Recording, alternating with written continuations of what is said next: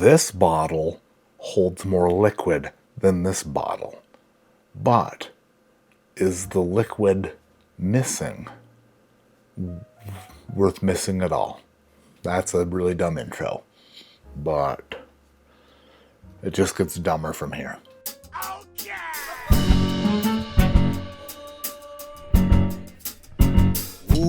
Welcome back to ADHD Whiskey. My name is Matt. Today, we have a bourbon skirmish, head-to-head, mano-a-mano. It is a whiskey fight to the death. Today, I'm publicly questioning a purchase I made, wondering if I got FOMO'd out of 250 buckaroonies plus tax. And in order to settle that debate with myself, I poured 2 bourbon whiskeys that sit on my shelf normally. Right now, they're on my lap. Today, it's King of Kentucky small batch versus friggin' Old Forester 1924. This, of course, is the 3rd release. Which Brown-Forman showman will come out on top? Hopefully it's the King of Kentucky, so that my brain can stop wondering if this is even close. Old Forester 1924, 100 proof, 10 years old, 125 bucks. King of Kentucky small batch, 105 proof, 12 years old, 250 smacks. Purchased both of these bottles at my local Costco. Who knew that Costco would be my place to go if I wanted to find bourbon that I can't find in other stores.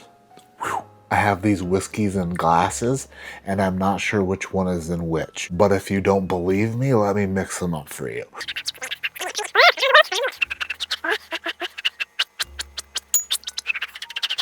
Now do you believe me? I don't know which one is which, but I'm hoping that after nosing and tasting them, I'll be able to determine which one is the more expensive by 2 times at least, son of a bitch. By the way, I got this really sweet friggin' barrel-shaped Glencairn swirl job thing from John and Gibson in Wisconsin.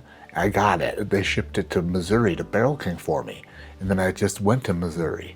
Then I left it in Jared's car on accident. And I'm really sorry about that, but I will get it here.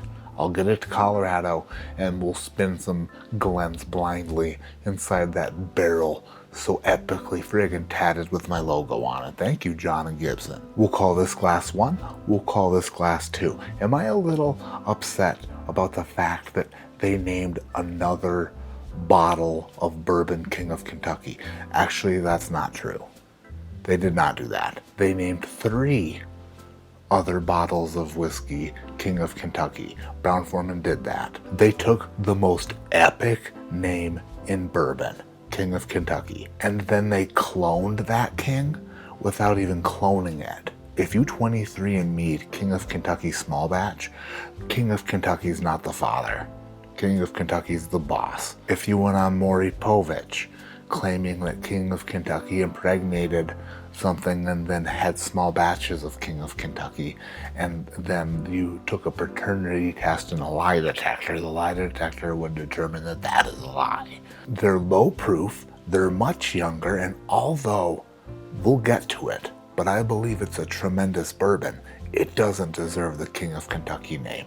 Can you imagine playing chess with several kings? That would be a pain in the bitch, because they wouldn't move very good. But we're just pawns in Brown-Forman's game at this point. And I'm a bit guilty of white knighting when it comes to King of Kentucky. Then they make a label that I don't agree with, and like a friggin' rookie, I run out and grab a bottle, first one I see. Then I wrote Costco a check for $270 some. And the Australian cashier at that Costco said, "We don't take check, mate." Just stop. Glass 1 on the nose. Am I recording? Thank God. Glass 1 smells like sweet oak deliciousness. Sweet oak deliciousness. You know, if you watched my previous review of this year's Old Forester 1924, that I'm a sucker for it. I love it. It's really good. And this smells kind of like that. Sweet oak, delicious Kentucky bourbon, caramels, friggin', little toffee, some burnt sugar, some just Sweet nectar. Glass 1, directly up my alley. I love sweet oak. I love old bourbon. If there were such thing as Corn Hub, I would visit it and immediately go to the mature section, because I like my bourbon old. Glass 2 on the nose. Okay, this is a problem. Glass 2 smells really good. Also, kind of smells like glass 1. And by kinda, I mean it smells exactly, almost identical to glass 1. Maybe a little bit more bitter, a little bit more sharp on the nose is glass 2. A little bit more like a 9-volt battery was put in it, and you were just smelling it conducting electricity. That might not even be a thing. Very similar. This one, slightly sweeter. This one a bit sharper, a bit more jagged, but encapsulating the same qualities. Like name brand milk and like the store brand milk. Turns out they come from the same cows. They just slap a different sticker on it and it's cheaper. Who knew? Glass 1 down the hatch.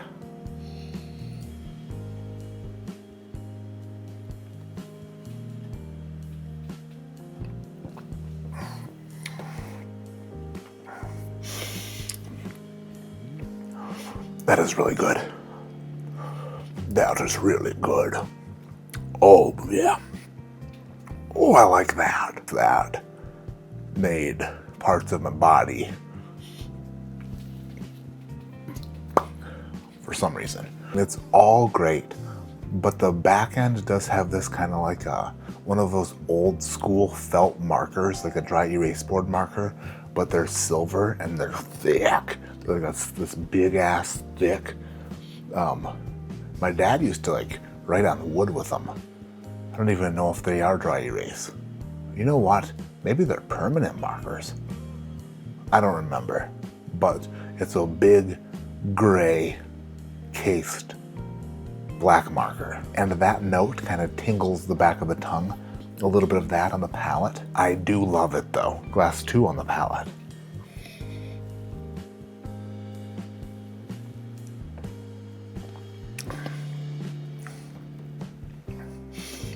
Oh.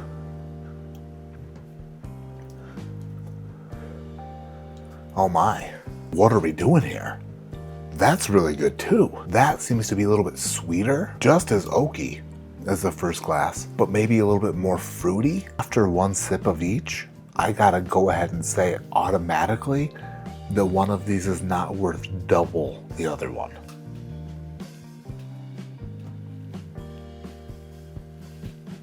After tasting each glass twice now, I am far less confident in my original guess. But the thing is, I'm not here to guess which one is which. What I'm trying to figure out is which one is better. Then after I determine a winner, then we'll talk about the specifics around pricing and, you know, all that jazz. If Old Forester 1924 loses this bourbon skirmish, then I hereby do declare Old Forester 1924 the poor man's poor man king of Kentucky. That checks out.